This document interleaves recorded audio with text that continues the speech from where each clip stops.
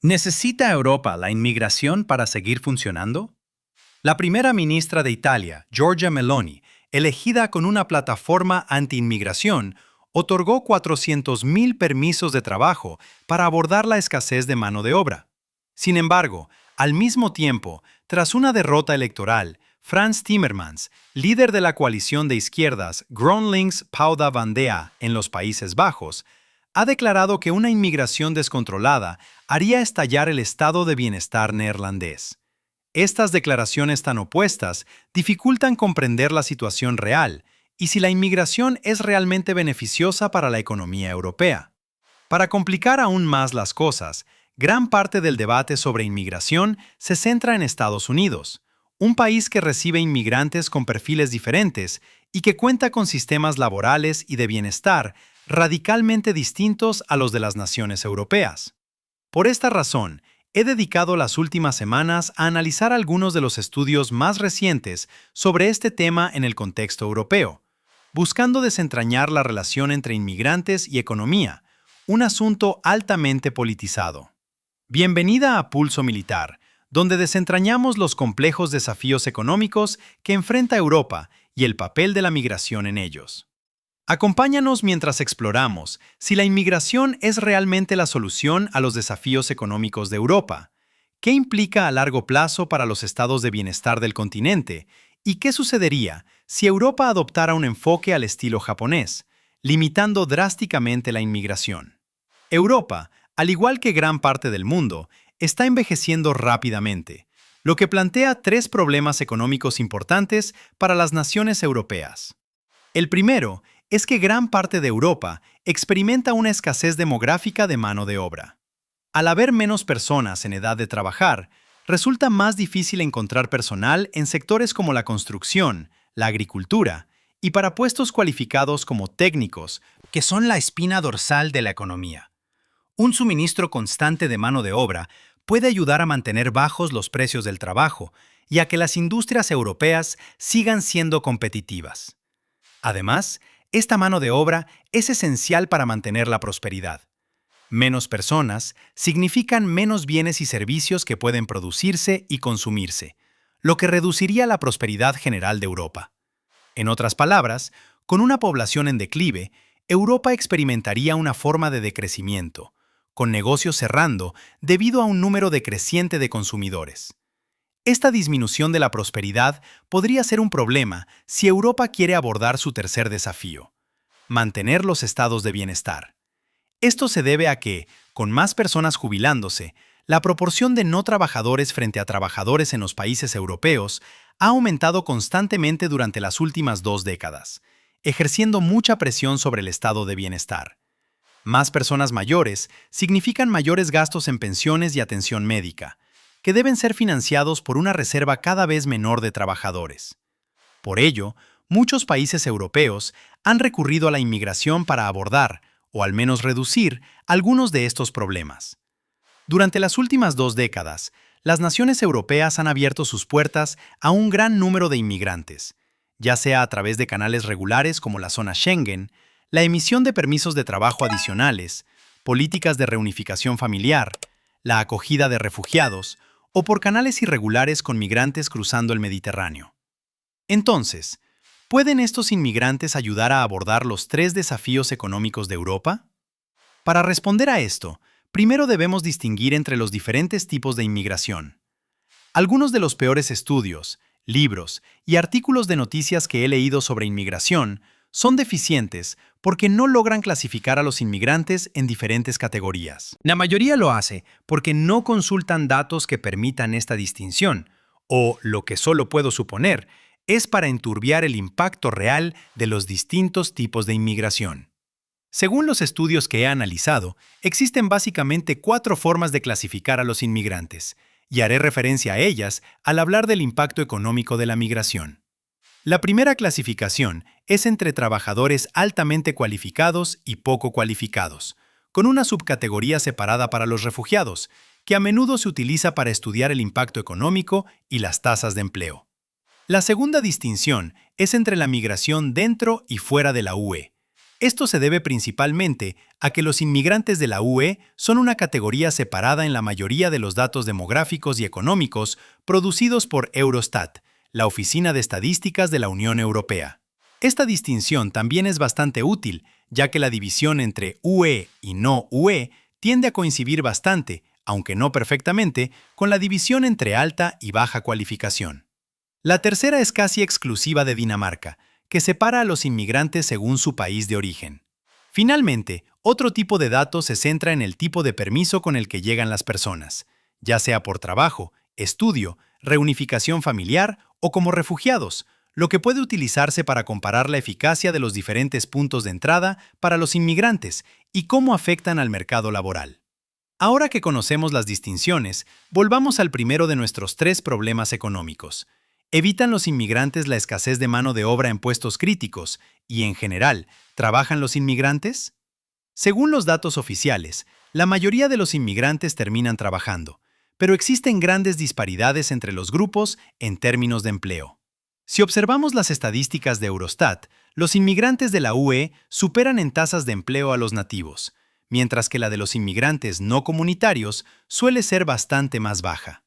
Según un estudio aparte, los refugiados tienen menos probabilidades de trabajar en comparación con otros inmigrantes. El empleo para los refugiados es básicamente nulo durante el primer año en Alemania, ya que no se les permite trabajar mientras se tramita su documentación. En Finlandia, solo el 22% de los refugiados tienen empleo después de una década.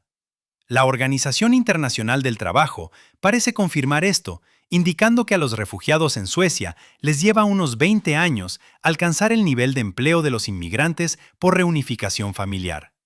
Las estrictas normas para buscar trabajo, las barreras lingüísticas y la discriminación laboral ralentizan la incorporación de los inmigrantes a la fuerza laboral. Para los refugiados, también influye la burocracia que les impide trabajar en primer lugar, así como la generosidad de los estados de bienestar europeos. En Dinamarca, los refugiados varones encontraron empleo más rápido una vez que experimentaron reducciones en los beneficios. Esto contrasta fuertemente con Estados Unidos, donde hay menos bienestar y más incentivos para trabajar. Allí, los refugiados alcanzan las altas tasas de empleo de otros inmigrantes después de una década, con casi un 80% de empleo. Esto podría explicar por qué Francia, Italia, Alemania, Dinamarca y otros países europeos han optado por recortar los beneficios públicos a refugiados e inmigrantes en general, para impulsarlos al mercado laboral. Pero, dado que la mayoría de los inmigrantes trabajan, podemos preguntarnos qué empleos ocupan realmente.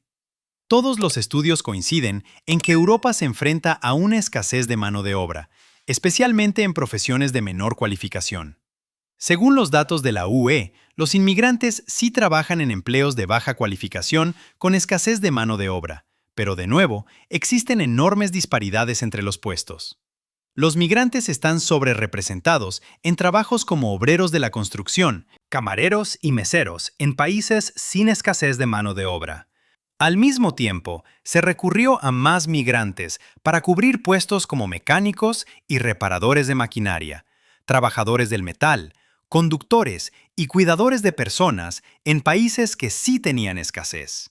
Si observamos los datos de países individuales, en Francia, los trabajos donde era más probable que trabajaran los inmigrantes eran en ayuda doméstica para el cuidado y la limpieza, agentes de seguridad, camareros, cocineros o para el mantenimiento municipal. En Alemania eran para limpieza, producción de alimentos, transporte, construcción y turismo. Y esto es un problema, considerando que la escasez de mano de obra en Europa está más relacionada con el talento que con la cantidad real de trabajadores. Entonces, ¿significa esto que la inmigración no está contribuyendo realmente a solucionar el segundo problema de Europa, el de un PIB decreciente y una prosperidad en disminución? Aumentar la población es una de las formas más rápidas de incrementar el PIB de un país. En 2023, el 64% del crecimiento del empleo y la mitad del crecimiento económico en España pueden vincularse a la inmigración. Para los trabajadores altamente cualificados, los beneficios son bastante claros. Conducen a un crecimiento de la productividad en toda la economía. Pero no todo es negativo para los trabajadores poco cualificados. Según un estudio del Banco Mundial, los trabajadores poco cualificados aún podrían tener un impacto en la productividad al permitir que los trabajadores cualificados, principalmente nativos, se especialicen más. Por ejemplo, si uno de mis padres enfermara, mis hermanos y yo tendríamos que cuidarlos, pero al contar con un trabajador de la salud, una parte significativa de los cuales son inmigrantes poco cualificados, yo podría dedicar más tiempo a la actividad hiperproductiva de producir videos de YouTube. Sin embargo, este es un efecto difícil de medir, y no he encontrado ningún estudio que intente medirlo explícitamente. La otra forma en que los inmigrantes aumentan la prosperidad es consumiendo bienes y servicios. Digamos que ahora soy panadero y vendo 4 baguettes al día. Si ahora puedo vender 6 porque más gente se mudó a la ciudad, me volví más productivo. Y quizás ahora pueda contratar ayuda para hacer crecer mi negocio. El aumento de la población simplemente hace posibles más negocios y aumenta la calidad del servicio. Sin embargo, este aumento del consumo también podría plantear un problema en lo que respecta a la vivienda, para la cual actualmente existe una grave limitación de la oferta. Así, aunque los inmigrantes sí hacen crecer la economía en términos de PIB, podemos preguntarnos cuál es su impacto en las finanzas públicas, o en otras palabras, si los inmigrantes ayudan a salvar los estados de bienestar. Existe un tipo de gráfico bastante nuevo que analiza su balance fiscal neto. Básicamente, mide cuántos impuestos paga usted frente a cuánto recibe en beneficios sociales a lo largo de su vida. En términos generales, primero consume muchos beneficios a través del cuidado infantil y la educación. Como adulto trabajador, produce más de lo que paga. Y como jubilado, vuelve a ser beneficiario cuando recibe atención médica y su pensión.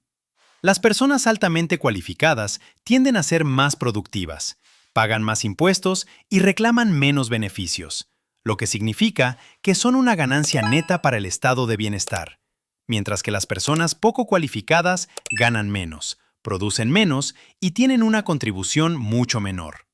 5 economistas asociados al Centro Común de Investigación de la Unión Europea analizaron esto para diferentes grupos de inmigrantes. El resultado fue que los inmigrantes no comunitarios contribuyeron con menos impuestos, lo cual no debería sorprender, ya que la mayoría de ellos son poco cualificados. Mientras tanto, los migrantes de la UE, que suelen tener una alta formación, contribuyeron mucho más que los nativos. El gobierno danés incluso va un paso más allá, clasificando a los inmigrantes y sus descendientes según sus regiones de origen. Los migrantes de Oriente Medio tuvieron contribuciones fiscales negativas durante toda su vida, debido a una edad de jubilación más joven, una baja participación en la fuerza laboral, particularmente para las mujeres, pero también porque pertenecen principalmente al grupo de mano de obra poco cualificada. Entonces, ¿cuál es el impacto real de la inmigración en las finanzas públicas? Los trabajadores altamente cualificados y los inmigrantes de la UE pueden hacer enormes contribuciones en términos de impuestos, por lo que los países europeos compiten activamente entre sí para atraer a trabajadores jóvenes y altamente cualificados, así como talento de todo el mundo. Para los inmigrantes poco cualificados, la situación es menos clara. A primera vista, la mayor parte del beneficio proviene del hecho de que existe un dividendo demográfico al añadir trabajadores sin tener que criarlos o educarlos. Los refugiados tienen costes adicionales para el estado de bienestar cuando llegan, en forma de vivienda, ayudas y educación, algunos de los cuales pueden durar mucho tiempo si no se les incorpora al trabajo. Pero existen diferencias bastante grandes entre países sobre el impacto de estos inmigrantes en los balances gubernamentales. Este estudio, que analizó la cantidad total de impuestos frente a los beneficios recibidos entre 2007 y 2018, encontró que en Alemania, Francia y Suecia, los inmigrantes no comunitarios eran una carga neta y tenían un rendimiento inferior al de los nativos. En España, Italia, Portugal, Grecia e Irlanda, los inmigrantes, incluidos los no comunitarios, pagaron más impuestos y obtuvieron menos beneficios que los nativos. Si tuviera que adivinar, Esto podría estar relacionado con la estructura de edad de los inmigrantes en esos países, que suelen ser llegadas más recientes y más jóvenes, y por lo tanto, más propensos a trabajar. Pero esta no es la imagen completa. Después de todo, podría haber algunos beneficios adicionales que no estamos teniendo en cuenta, en forma de lo que se denomina beneficios fiscales indirectos de la inmigración. Si los inmigrantes aumentan la producción de otros trabajadores, particularmente los altamente cualificados, entonces parte de su mayor producción podría atribuirse a los propios inmigrantes. Si, por ejemplo, el sistema de atención médica para mis padres me permite producir 3 videos al mes en lugar de 2, entonces quizás parte de mi productividad y los impuestos que pago podrían deberse a su ayuda. De nuevo, este efecto es difícil de medir directamente en una economía, pero según el modelado de Mark Colos y Dominique Sachs en Estados Unidos, se estima que representaría $750 en impuestos por inmigrante. Esto no es suficiente para compensar la brecha total entre el bienestar y los impuestos, pero sigue siendo bastante significativo. No pude encontrar ningún estudio comparable sobre Europa, pero basándome en los parámetros en los que se calcula esto, que incluyen el tamaño de los beneficios sociales, la participación de los trabajadores y los ingresos, si tuviéramos que adivinar el tamaño de este efecto para los países europeos en comparación con Estados Unidos, diría que es bastante menor. Mientras que los inmigrantes poco cualificados ofrecen dividendos económicos a corto plazo debido a su edad, si se asientan permanentemente, como suelen permitir los sistemas de inmigración europeos, el coste que suponen para el sistema de bienestar de Europa aumentará a medida que envejezcan y se jubilen, y también cuando tengan hijos. Según el estudio del Centro Común de Investigación, en casi todos los sistemas de bienestar de la UE, el coste de los hijos no comunitarios es mucho mayor que el de los hijos nativos o de la UE. Las familias inmigrantes tienden a ser mucho más grandes y son subvencionadas por los estados de bienestar europeos para aliviar la pobreza y mejorar los resultados educativos de los grupos de bajos ingresos. La única razón por la que esto no ocurre en el llamado modelo corporativista mediterráneo parece ser que España e Italia tienen algunas de las políticas de apoyo familiar más tacañas para los nuevos padres, lo que significa que otorgan poco en general, lo que resulta en bajas diferencias entre inmigrantes y nativos. Si bien estos niños podrían eventualmente ayudar con la falta de trabajadores, si observamos las puntuaciones PISA, una prueba estandarizada internacional, el capital humano de los hijos de inmigrantes en los países europeos es mucho menor que el de los niños nativos. Y a pesar de algunas mejoras para los inmigrantes de segunda generación, sigue siendo mucho menor que el de los nativos. Aún así, esto a menudo puede explicarse por el menor nivel educativo de los padres, pero también muestra que ponerse al día para algunas comunidades, si es que es posible, es al menos un esfuerzo multigeneracional y depende de cuán bien se integren los descendientes de inmigrantes. Mientras que los inmigrantes de ascendencia de la UE suelen superar a los nativos en el mercado laboral, tienen mejores empleos y mayores tasas de empleo. Es justo decir que en muchos países europeos, la integración de ciertas comunidades no comunitarias se ha quedado rezagada. Según Eurostat, el empleo promedio de todos los inmigrantes en la UE fue casi un 7% menor para los migrantes de segunda generación que para los nativos, y menor que para la primera generación, aunque existen enormes disparidades entre países. En Bélgica, Irlanda y España, los inmigrantes de segunda generación obtienen resultados mucho peores que sus padres. En Alemania y los Países Bajos, los inmigrantes de segunda generación se pusieron un poco al día con los nativos. Si bien esto podría significar que muchos inmigrantes y sus descendientes están involucrados en economía informal, también significa que estos descendientes tienen menos probabilidades de pagar impuestos y debido al alto coste de criar hijos, la baja participación de los inmigrantes de segunda generación en la fuerza laboral, la inmigración poco cualificada es probablemente una carga para el estado de bienestar a largo plazo. Pero si solo observamos estos aspectos, podríamos olvidar que hay otros aspectos de la inmigración de los que debemos hablar. Y eso se debe a que es imposible hablar de inmigración sin analizar cómo afecta a los nativos. Cuando observamos el panorama completo, como hicieron Anthony Iro y S. O'Connell para los países europeos, la inmigración en general ha sido mayormente negativa para los nativos poco cualificados, quienes experimentaron disminuciones en el empleo a corto plazo, que eventualmente regresaron a un equilibrio a largo plazo. Mientras tanto, los trabajadores cualificados vieron ganancias a largo plazo. Pero el panorama es en realidad un poco más complicado si aplicamos las categorías de las que hablamos al principio del video. Y eso es porque, como nativo, usted se beneficia más de los inmigrantes que son diferentes a usted. Los trabajadores poco cualificados, particularmente aquellos que también fueron inmigrantes, se ven afectados por la llegada de otros inmigrantes que compiten por los mismos empleos. Esto podría explicar por qué, en el giro inesperado que nadie esperaba, el partido anti-inmigración AfD en Alemania ha estado buscando los votos de las minorías étnicas. Son ellos los que corren mayor riesgo de que los inmigrantes más recientes les quiten sus empleos y son los más afectados en términos de sus salarios.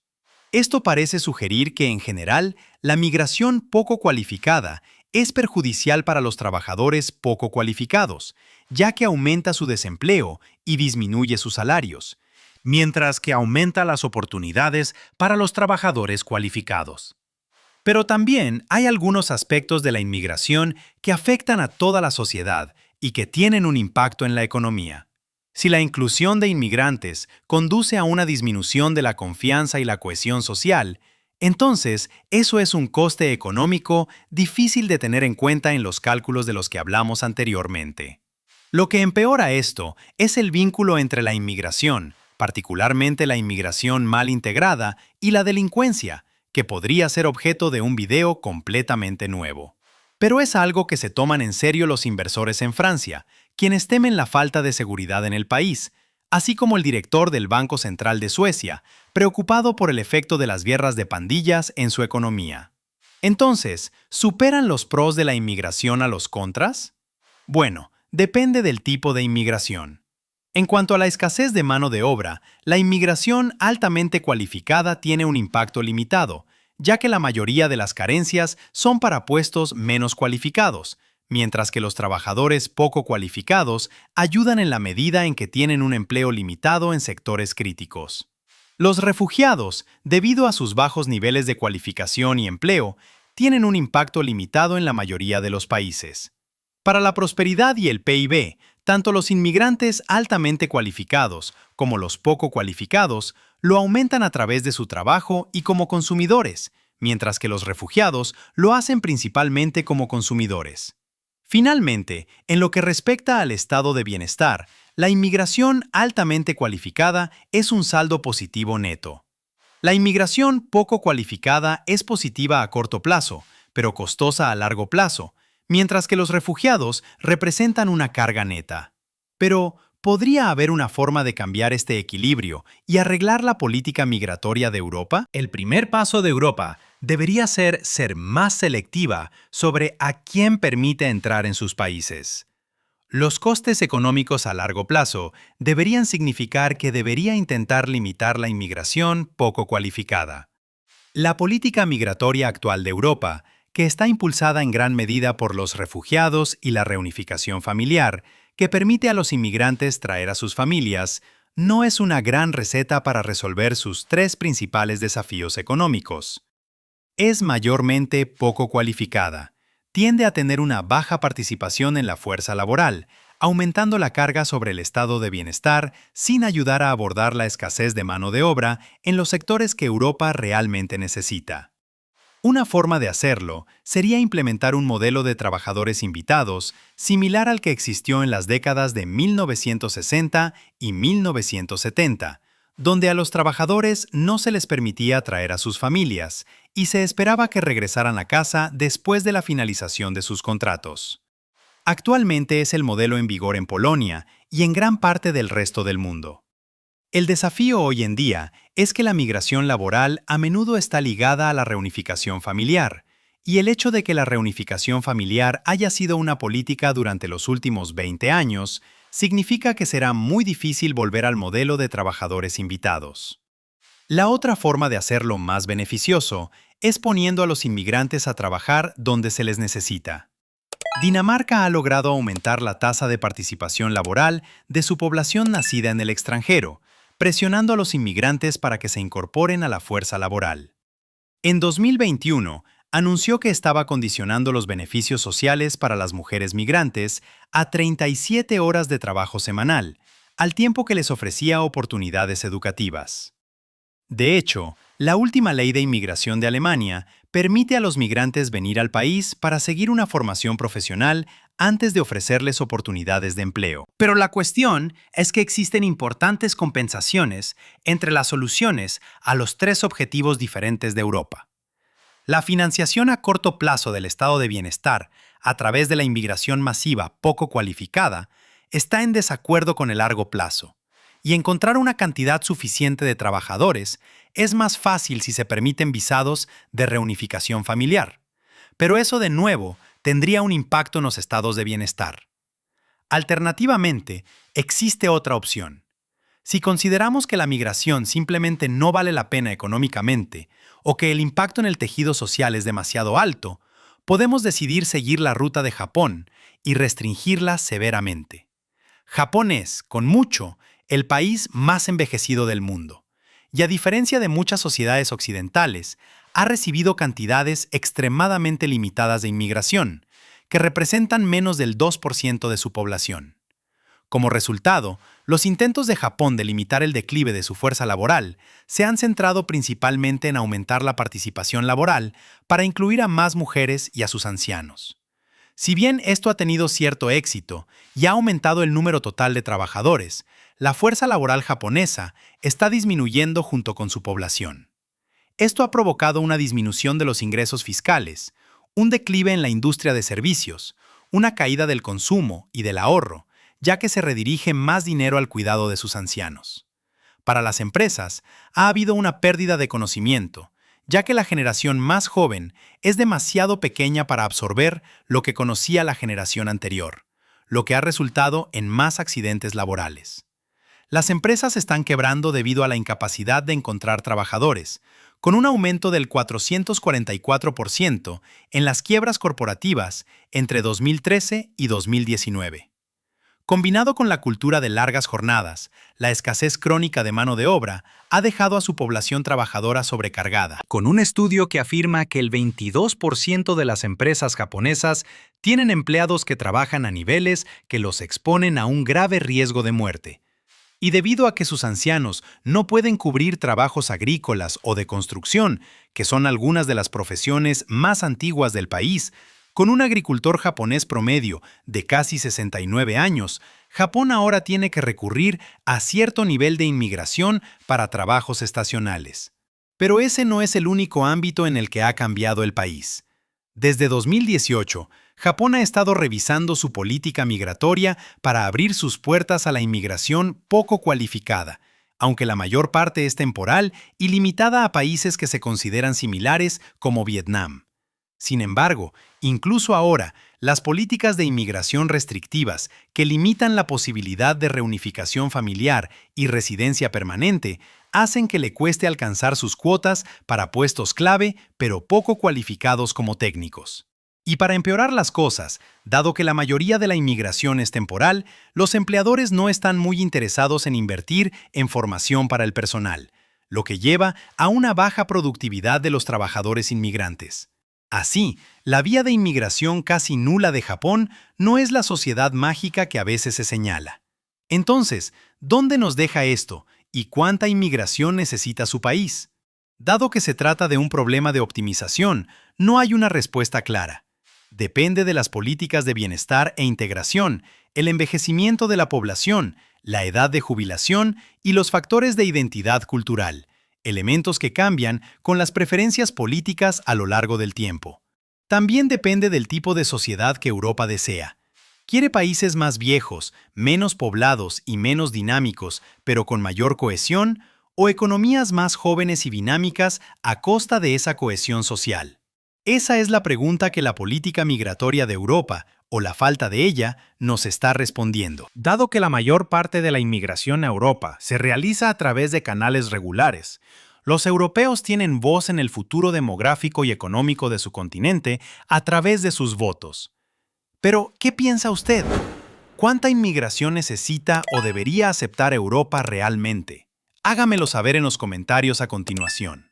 Después de este video, tengo muchas más preguntas relacionadas con la integración, la compatibilidad cultural y el futuro de la competencia por la inmigración entre países para aumentar su fuerza laboral que espero abordar en el futuro.